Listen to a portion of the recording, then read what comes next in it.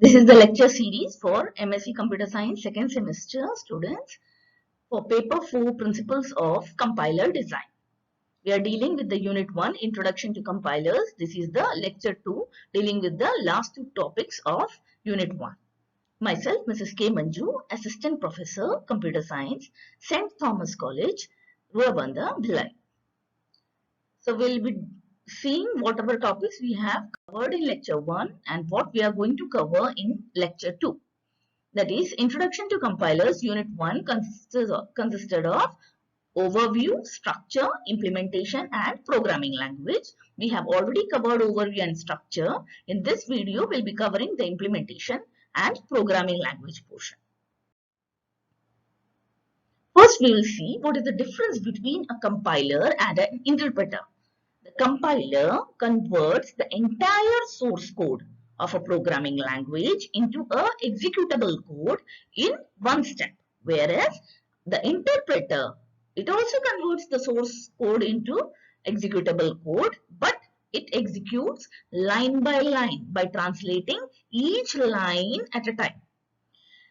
The compiler takes large amount of time to analyze, but the overall time of the program is faster compared to that of the interpreter. The compiler generates error messages only after scanning the entire program, but interpreter, it will be having a continuous process of debugging because it continues to translate one line at a time. So it will read one line, it will debug it, and then only it will move to the next line of code. The compilers generate intermediate object code, but interpreters do not generate any such code because interpreters are interpreting line by line. They are already converting it into the executable code. But the compiler will be generating one intermediate code. Then only it will be generating the last executable code. Okay? The example of compiler is, we all know it is C, C++ or Java. And example of interpreters can be Python. The next is, we are going to the topic implementation of compiler. In the implementation of compiler, we'll be dealing with cross-compiler and bootstrapping process. Now, first of all, we are going to see what is a cross-compiler. A cross-compiler is a compiler that runs on one machine, but it produces the object code for another machine.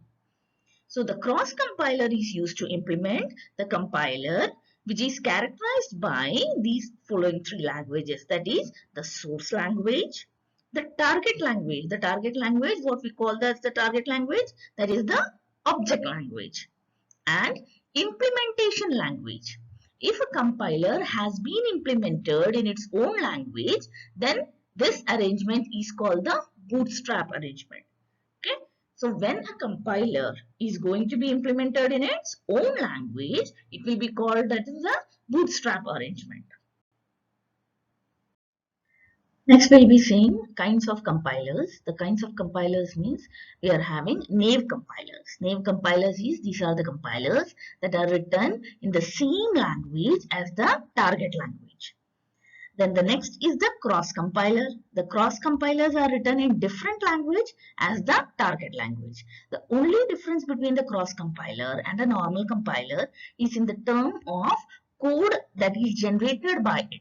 There is no structural difference between a cross compiler and a normal compiler. The next is compiler compilers. It is an alternative approach for reducing the work that is involved in implementing a new compiler. When a compiler for a language L is to be implemented, the lexical analysis phase, the syntactic, the semantic aspects of the language, they are described in an acceptable form to the compiler format. So next topic is languages. Now, what is a language? A language, it is considered to be finite set of strings over some definite finite set of alphabets. So a language will be consisting of finite set of alphabets. Now, alphabets means any finite set of symbols 0 or 1, that is a set of binary alphabet. It will be having from 0 to 9 and from A to F. It is a hexadecimal alphabet also, that is in lowercase also and in uppercase also. The strings. Any finite sequence of alphabets is called a string. Any finite sequence of alphabets is called a string, and the length of the string is the total number of occurrence of the alphabet. A string having no alphabet is said to be a string with the length 0, and it is also known as the empty string. Empty string is denoted by epsilon. Now we are having the special symbols.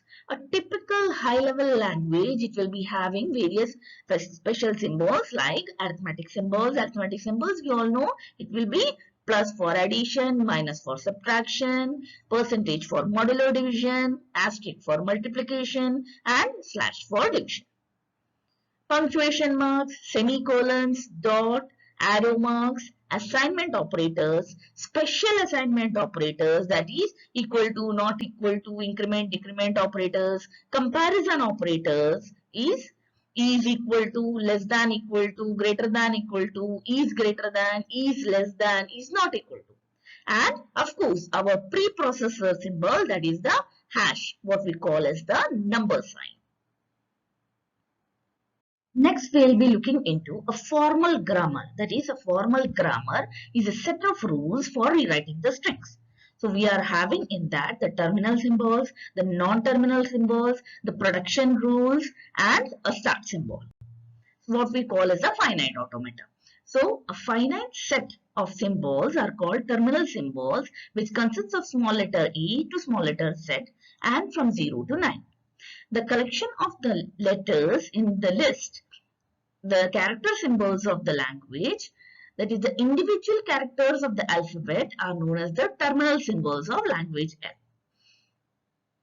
Then comes a finite set of non-terminals. Finite set of non-terminals represented by capital letter N.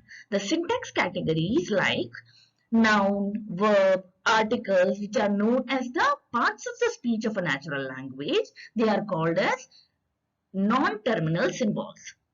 The N, that does not share elements. It is having all the capital elements in it, no? A, B, up till and so on up till Z. Next comes the production rules. Production rules, what we call as a rule in short, a finite set of production rule P.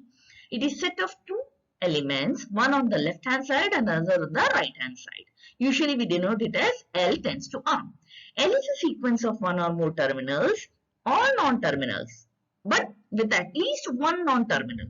So L will be always having at least one non-terminal, and R is a sequence of 0 or more terminal symbols or non-terminal symbols. The production is in the format a non-terminal symbol implies string of terminals or non-terminals. And the last one is one rule is designated as the start rule or the start symbol capital S. Next, we are looking into the example, like we are having in the English grammar articles like a and the are the articles. So we can write article is equals to a, or article equal to an, or article equal to the. In one sentence it can be article is implying a, an, or the, any one of them. The acceptable noun phrases in English, it is noun phrase will be having article and noun. So acceptable noun phrase is having an article and noun. Article is what? A and the. Noun we can take an example to be a boy or apple. So for this the language can be, the language accepted by the grammar can be the boy ate an apple.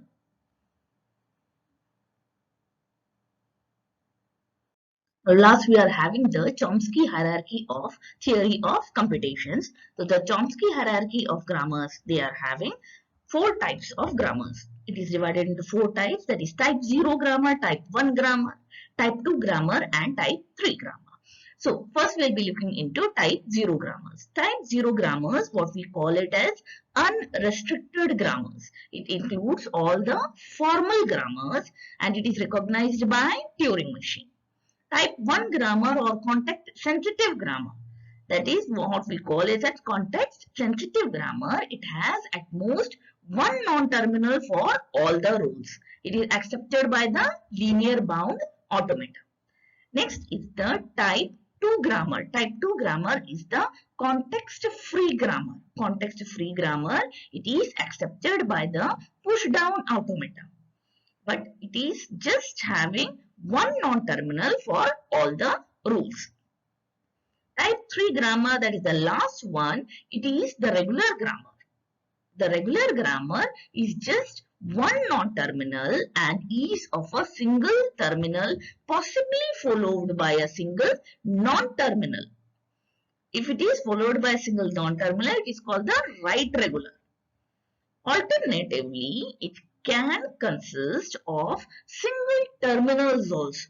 Single terminals possibly preceded by single non-terminal. It is called as the left regular and it is accepted by finite automata.